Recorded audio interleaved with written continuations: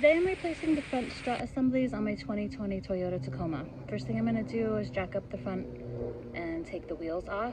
Make sure you set your e-brake, especially if you're on a hill, so you don't roll down. Just better safe than sorry. I have the front jacked up. I have a jack stand under there too, just as an extra safety. This is the strut assembly that I'm replacing. This is a great opportunity also while you have your wheels off to check your brakes, inspect any other suspension parts.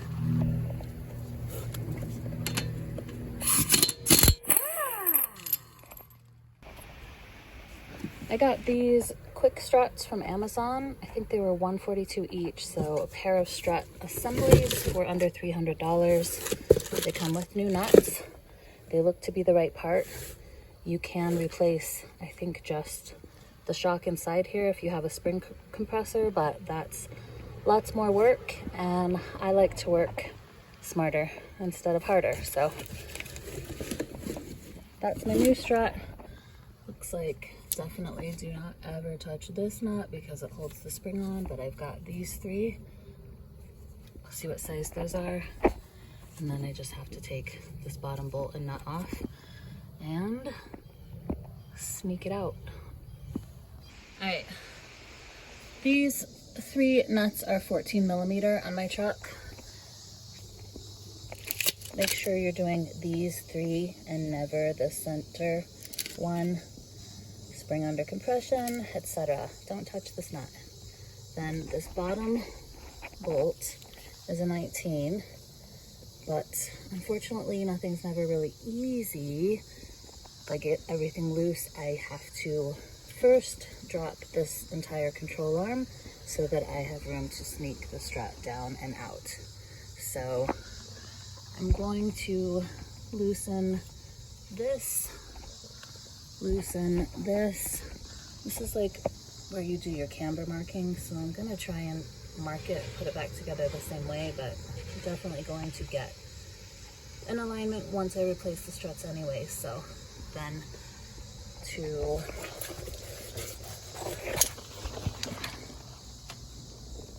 drop the full control arm, I need to loosen these two.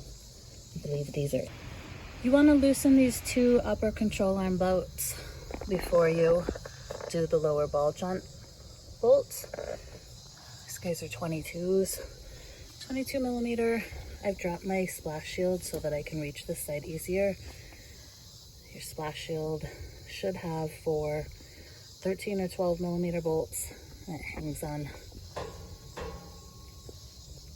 a clip up there so that it doesn't drop down on your head. You remove it to access the oil filter if you still have one.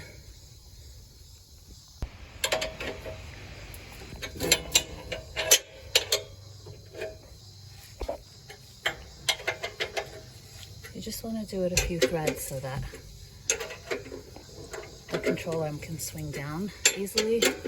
You're not binding up. Hopefully you don't spin these actual camber adjusters, but like I said, I would definitely get an alignment after replacing struts. So we've got those two loosened. Now we'll take the bottom ball joint nuts out, or bolts, and should swing down out of the way.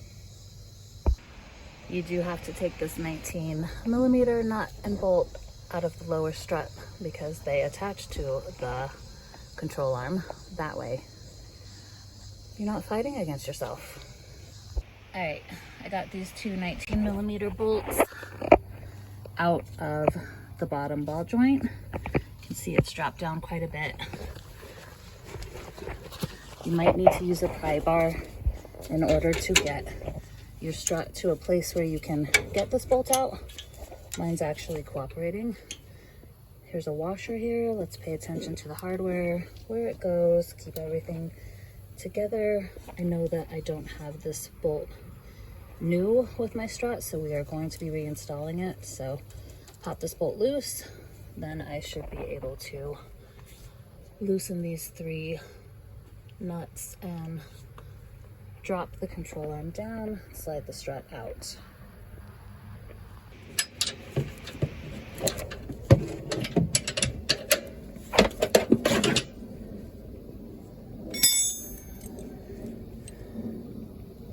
14mm. I'm just gonna loosen in a few threads and maybe take 2 of them out. Leave one so nothing's dropping on my head. Especially this back one that's a little bit more with in the butt. And I come down here.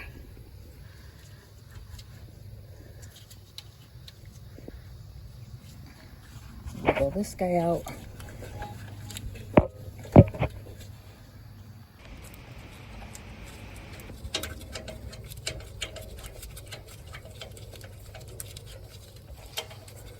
All of this is going to take 2 hands, so hopefully you get the idea.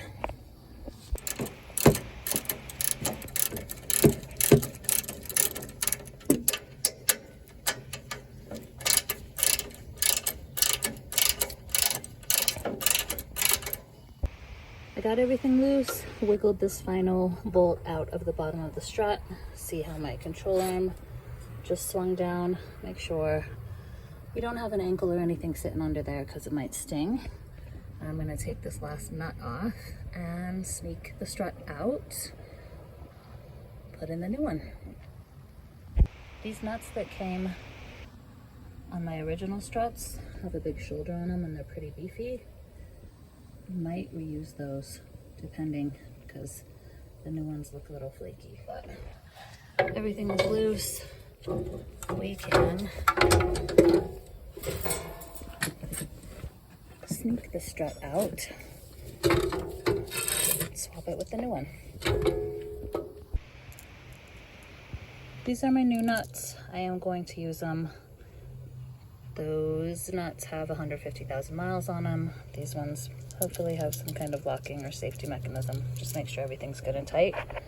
Your strut should only go in one way, so you have to make sure that these 3 holes line up. This guy is straight so he can go into the lower control arm.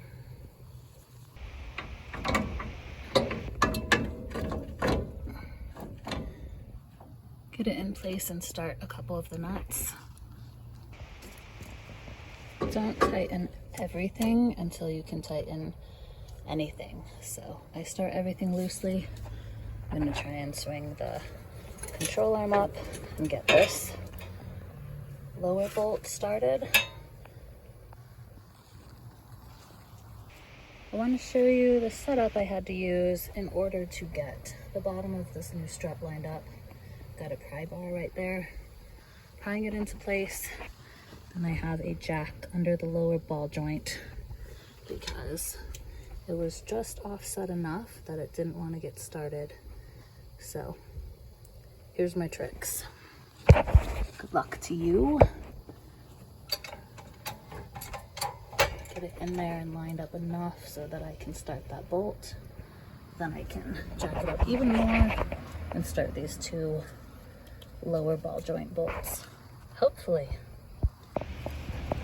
Multiple pry bars to try and line this up enough to get the bolt through. You don't want to hammer on this bolt because you might mess up the threads, but I think I have it pretty well started and get it through. Put the nut on it and then go to the bottom ball joint.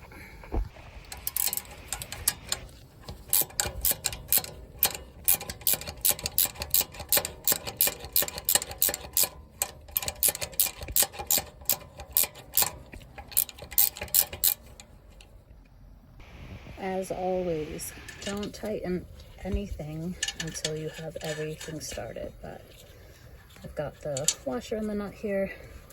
Now we're going to jack up this ball joint so that I can start those lower bolts. If you don't have 2 jacks or don't have a jack stand, you can get creative like I did and use your truck jack. I have a jack stand, but this one worked better. I got a block of wood under there because it wouldn't go high enough to lift the ball joint so that I could, or lift the control arm so I could line up the bolts for the ball joint. You don't want to cross thread these. As much of a pain in the ass as it is to do it this way and start them by hand, you will save yourself a lot of heartache, because if you cross thread this, you'll end up replacing the whole knuckle. So I've got both of the bolts started by hand. I'm going to tighten them down with the impact gun, remove this jack, and then go around and tighten everything else that I had loosened.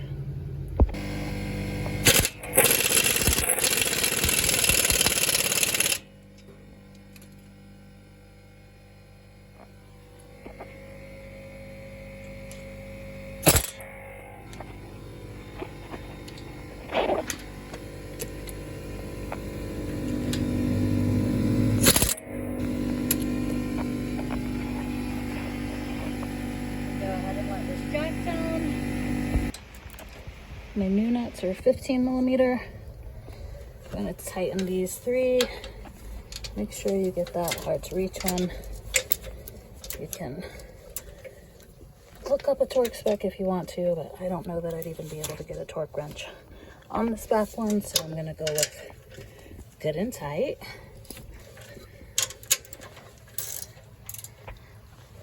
Next, I need to tighten these 2 lower control arm upper bolts with the camber adjustment. Then I will be done with this side.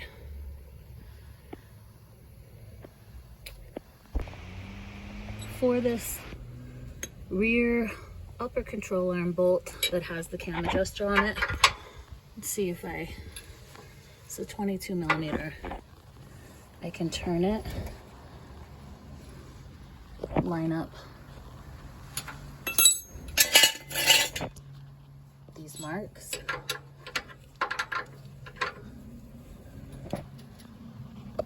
See how I'm counter holding this with a wrench, and I'll get a wrench on the front and tighten down the nut.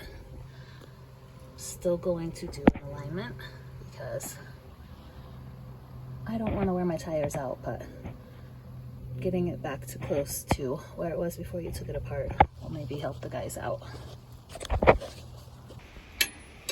As always, most of these jobs require 2 hands, which doesn't really make it easy for me to video for you, but I just wanted to show you how this back bolt will spin the whole camber thing and move your control arm in and out. So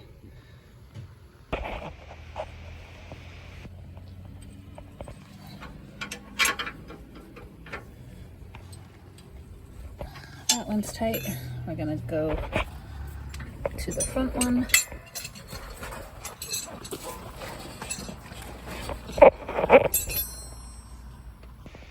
You can see how putting a wrench on the back of this adjustment bolt can help me adjust caster, align my marks up, and tighten it down. Not caster, camber, sorry. Long morning.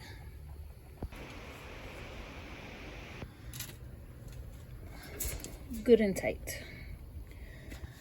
Now all I have to do is put the wheel back on and torque it. Like I said, the other side is the same, it's just a mirror image. So loosen everything the same way I loosened everything. Don't tighten anything until you have all of your nuts started. I'm gonna leave this splash shield loose because I need it loose for the other side. But that is front strut replacement for the 2020 Tacoma.